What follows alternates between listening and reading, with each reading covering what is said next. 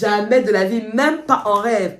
Attends, mais elle se prend pour qui? No way, c'est pas possible et tout. J'ai tout essayé. Elle me dit, bon, écoutez, vu que finalement, vous ne restez pas les 10 heures de temps sur place, on va convertir le contrat en... Vous venez le matin, vous repartez et vous revenez juste à 23h30. I was like, oh my God, elles m'ont eu. Elles m'ont mise dans la sauce. Là, comment? À minuit 30, j'étais en train de faire les retouches de Madame la bourgeoise noire dans son château pour son mariage de rêve. Et ce jour, j'ai compris qu'il y a des gens à qui on ne dit pas non. Hello, my bourgeois, et bienvenue sur cet épisode de Black Bourge. Aujourd'hui, nous allons aborder le thème « Les gens exigeants sont casse-pieds pour garder un langage propre ». Je me suis retrouvée confrontée à des clientes puisque je suis maquilleuse de célébrités et de VIP et très souvent je suis sollicitée pour des prestations. L'une des premières clientes que j'ai eues en VIP, c'était vraiment ma toute première cliente lors de la Fashion Week, c'était une critique de la mode qui venait de l'Angleterre et qui était logée dans un palace 5 étoiles en plein cœur de Paris. Donc moi, je n'avais jamais maquillé des personnes de ce standing. J'arrive dans sa chambre d'hôtel et je vois toute la bagagerie Louis Vuitton, du chouchou au foulard de nuit, aux chaussons. Je me dis, waouh, qui est cette personne? Et que j'arrive, elle me dit, écoutez, allez vous laver les mains, désinfectez vos produits. Chose que je faisais, hein, normalement. Clairement, c'est du métier. Mais tout de suite, il y avait un niveau d'exigence qui était attendu de moi et qui set the tone, tu vois, qui marquait un peu la chose. Je suis sous pression parce que je me dis, mais cette personne, elle était installée derrière Rihanna lors de la Fashion Week. Il y avait un défilé au Ritz et je devais la maquiller pour qu'elle soit prête pour ce défilé-là. Et elle me dit, s'il vous plaît, en dessous des yeux, il faudra travailler comme ci et comme cela parce qu'avec le flash des paparazzi, c'est la première fois de ma vie que je devais maquiller une VIP high profile de ce niveau. Et donc, pendant que je la maquille, je suis là, je transpire à l'intérieur de moi en me disant « J'espère que je suis en train de bien faire, j'espère que je suis en train de bien faire. » Et au final, en fait, ça a fait que je me surpasse au niveau de mon savoir-faire et que je comprenne en fait quels sont les niveaux d'exigence des personnes de haut profil. Quelques temps après, je me retrouve face à d'autres personnalités, d'autres clients qui effectivement, je vois qu'il y a ce schéma d'exigence de je sais ce que je veux, je sais comment je le veux et je m'attends à ce que tu me serves à ce niveau d'exigence. Au départ, quand tu n'es pas habitué, tu te dis « Ah, mais ils sont embêtants, ah, mais ils sont casse-pieds, ah, mais... » Enfin, ils ne peuvent pas accepter que ce soit juste comme ça. J'ai eu une cliente pour son mariage et sa maman voulait être maquillée bien et tout, mais c'est quelqu'un qui ne se maquille quasiment jamais au quotidien. Elle voulait des lèvres d'une certaine façon. J'ai essayé tous les rouges à lèvres de ma panoplie, je vous assure. Et au final, elle n'était pas satisfaite, mais quand elle essuyait le rouge à lèvres, eh bien, c'est la teinte du rouge à lèvres restant sur les lèvres, plus un peu de brillant. Voilà, c'est cet effet qu'elle voulait. Comment est-ce que j'aurais pu deviner un effet qui n'existe pas? Et je transpirais parce que clairement, tu veux satisfaire, tu veux bien faire et tu veux apporter satisfaction. Et du coup, tu t'es dit, mais est-ce que... Enfin, je ne remets pas en question ma compétence parce que je sais maquiller. Mais le fait que la cliente ne soit pas à 100% convaincue ou satisfaite, tu te remets en question. Tu remets en question ta façon de travailler. Et tout ça a été formateur parce que la qualité et la catégorie de clientes que j'ai eues à partir de là n'a fait que s'accroître et le niveau d'exigence allait aussi crescendo. Je me retrouve à maquiller la superstar actrice de Hollywood, Angela Bassett. Sur la plupart de ses looks de tapis rouge, tu vois que son regard est bien travaillé, bien fumé, le crayon noir et tout. Or là, à ce moment-là, quand elle vient sur Paris pour que je la maquille, elle a un bouton sur l'œil. Comment je fais? Je ne peux pas tracer le crayon noir comme j'ai l'habitude de voir. Je ne peux pas travailler de la façon la plus facile en fait. Le niveau d'exigence monte d'un cran supérieur. Et je transpire. Et là, je me dis, waouh, je ne peux pas faire n'importe quoi sur son œil. Je ne peux pas juste maquiller comme j'ai l'habitude. Non, il faut que j'aille chercher à l'intérieur de moi. Et je demande, Saint-Esprit, aide-moi là parce que par moi-même, je ne saurais pas y arriver. Et j'arrive en fait parce qu'il y avait une exigence qui était placée sur moi, j'arrive à développer une nouvelle façon de maquiller où je sublime son regard sans irriter l'œil, travailler l'anti-cerne en dessous de l'œil sans que ça ne rentre dans l'œil et en même temps souligner le regard sans que ça... Oh, ne m'en parle pas. Je suis sortie de là, j'étais trempée. L'exigence qui est placée sur toi t'élève quand tu sais l'accueillir de la bonne façon. L'exigence qui est placée sur toi va aller te faire puiser à l'intérieur de toi ce que tu n'avais pas encore été chercher. Et moi, je suis reconnaissante, même si sur le coup, c'est difficile à vivre, je suis reconnaissante pour ce type de cliente parce que clairement, elle va te faire exceller. Bien évidemment, à force d'être en contact avec ce type de personnes, ce type de, au niveau même entreprise, ce type d'entreprise, au niveau de clients, ce type de clients, au niveau de qualité de service, de ce type de level, ouais, il faut le dire, eh bien, qu'est-ce qui se passe? C'est que même moi, je deviens exigeante par rapport à moi et par rapport aussi à ce que je permets, autorise dans ma vie. J'ai l'habitude, pour me faire plaisir, d'aller prendre un brunch dans des palaces parce que j'aime beaucoup le décor, l'architecture, l'atmosphère. Ça élève mon niveau aussi de pensée et je comprends mieux aussi le type de client à qui j'ai affaire parce que c'est leur normal. Donc, si tu veux attirer un certain type de client, il faut que tu comprennes les codes et que tu évolues dans les mêmes sphères qu'eux. Ça, c'est le b à bas du marketing. Même te donner les tips là. Parce que du coup, j'ai l'habitude de ce type de service, que ce soit dans les lieux que je fréquente, les personnes avec lesquelles je m'entoure, eh bien, quand je suis amenée à avoir moins bien que ça jure en fait, ça tranche.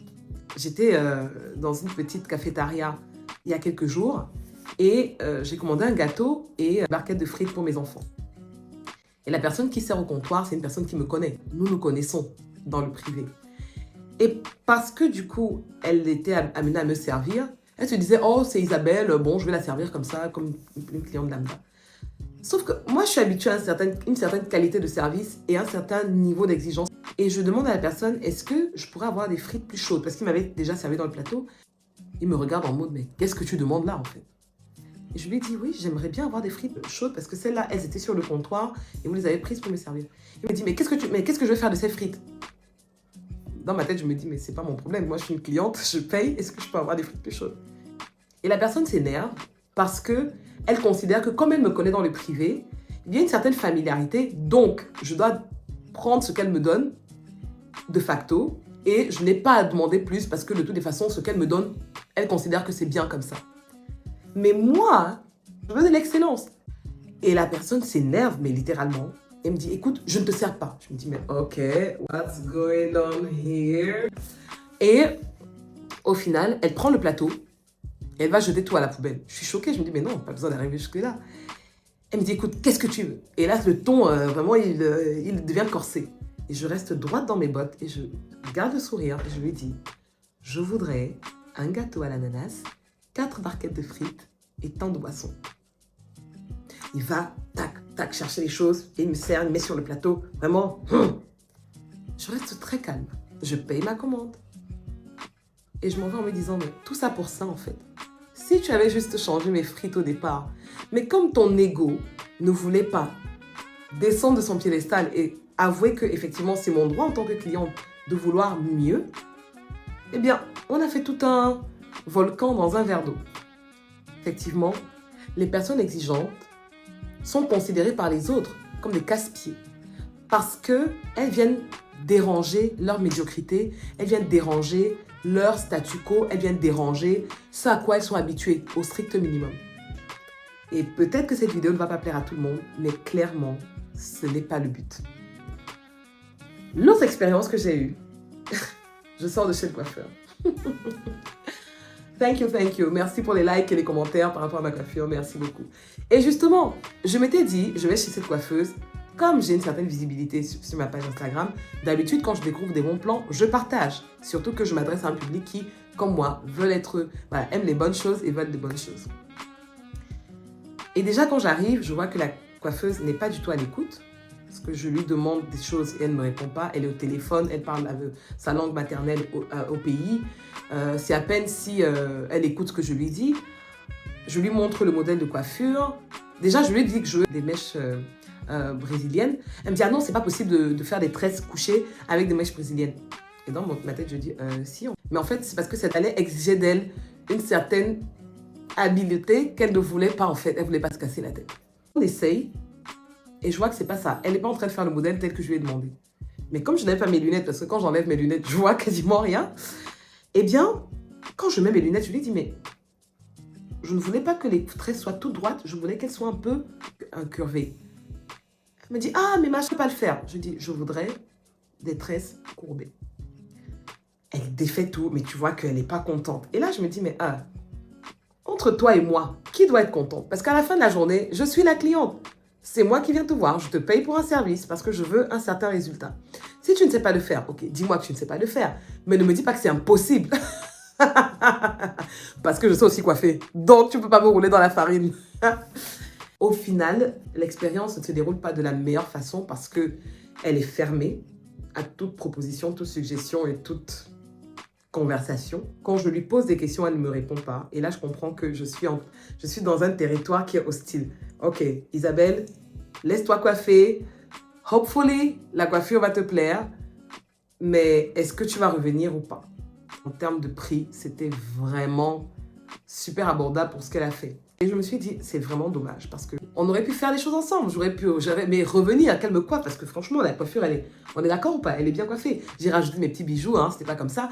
Mais elle n'est pas prête au niveau d'exigence qui va être tiré d'elle. Et elle va me considérer en fait comme une cliente casse-pied. Pourquoi? Parce qu'à un moment donné, j'avais mal et j'ai le cuir chevelu sensible là. Et je lui ai dit, s'il vous plaît, ça fait mal. Elle me dit, mais comment? Il faut que je passe le fil, il faut que je passe l'aiguille. Vous voulez que je fasse comment? Je travaille sous pression. Quand vous mettez la pression comme ça, je ne respire pas. I was like, ok. Les personnes exigeantes sont considérées par les autres comme... Dites-moi ce que vous en pensez. Et je vais terminer avec cette histoire qui, elle, par contre, m'a marquée. J'ai eu une cliente il y a quelques mois pour son mariage. Et cette cliente m'a particulièrement marquée parce que non seulement c'est une femme noire, mais c'est une bourgeoise plus. D'ailleurs, elle me l'a dit. Vous voyez ce que ça fait de travailler avec une africaine bourgeoise? Une noire bourgeoise, clairement une black bourge. Ah! Wouh! C'était le baptême de feu. Elle avait plein d'exigences, mais j'ai jamais travaillé avec ce type de cliente. Et pourtant, voilà, ça m'est arrivé de travailler avec des fortunes françaises, de travailler avec des célébrités. Mais le niveau d'exigence auquel j'étais confrontée avec cette dame, ça a dépassé tous les niveaux. Même sa wedding planner qui me disait, vous savez qu'on ne dit pas non à madame Intel. Vous le savez qu'on ne dit pas non. En gros, Isabelle, on doit juste faire ce que madame Intel demande parce qu'il n'y a pas de non possible. Dès le départ, je m'étais dit, je ne vais pas travailler avec elle. Je ne vais pas. Elle se prend pour qui? Mais elle est gonflée, elle est impolie, elle est irrespectueuse. Vraiment, je m'étais dit, si elle croit que je vais la maquiller le jour de son mariage, elle se met le doigt dans l'œil. Devinez qui l'a maquillée le jour de son mariage. Sur mes contrats, c'est marqué qu'après 21h, je ne travaille pas. Parce que j'ai une vie de famille, parce que le dimanche, je suis à l'église. Tu veux savoir ce qui s'est passé avec cette dame? Elle avait pris un contrat de 10 heures de temps où normalement, je restais du matin jusqu'à ce que les 10 heures soient écoulées. Mais elle a réussi à modifier son contrat pour que je vienne juste la maquiller le matin. Je rentre chez moi le reste de la journée et je reviens à 23h30 parce qu'elle devait danser le Charleston avec sa robe de rêve. Et il fallait que je change la coiffure et le maquillage pour l'ouverture de sa danse avec sa robe de rêve à 23h30. J'ai dit niet à la wedding planner. Je lui ai dit, jamais de la vie, je ne sors pas de chez moi après 21h. Il est hors de question. Elle me regarde et me dit, Isabelle, vous serez là à 23h30, n'est-ce pas? Vous serez là. And I was like, jamais de la vie, même pas en rêve. Attends, mais elle se prend pour qui? No way, c'est pas possible et tout. J'ai tout essayé. Elle me dit, bon, écoutez, vu que finalement, vous ne restez pas les 10 heures de temps sur place, on va convertir le contrat de façon à ce que vous venez le matin, vous repartez et vous revenez juste à 23h30. I was like, oh my God, elles m'ont eu. Elles m'ont mise dans la sauce. Elles m'ont eu. Et voilà comment, à minuit 30, j'étais en train de faire les retouches de Madame la bourgeoise noire dans son château pour son mariage de rêve. Et ce jour, j'ai compris qu'il y a des gens à qui on ne dit pas non. Je le prends avec beaucoup d'humour et avec beaucoup de recul, bien sûr. Et c'est vraiment que comme ça qu'il faut le prendre. Mais clairement, tu vois que dans la vie, quand tu es exigeant et quand tu sais ce que tu veux, numéro 1, tu vas l'obtenir. Numéro 2, si tu ne l'obtiens pas, tu vas l'obtenir. Parce que tu es ferme dans tes bottes. Parce que tu sais ce que tu veux. Soit les gens vont changer, soit tu vas changer de gens. Mais toi, tu sais ce que tu veux et tu sais où tu vas aller. Malheureusement, les personnes exigeantes ne sont pas toujours bien perçues. Parce qu'elles viennent bouger notre status quo. Elles viennent bouger notre médiocrité à laquelle on est habitué et que personne ne nous a jamais rien dit. Alors, je voulais avoir ton retour par rapport à ça. Laquelle de ces histoires t'a marqué? Laquelle de ces anecdotes t'a fait sourire ou rigoler? Ou peut-être t'as un petit peu brossé dans le mauvais sens du poil? Dis-moi dans les commentaires. N'hésite pas à t'abonner, liker, commenter. Et on se donne rendez-vous pour les prochains épisodes.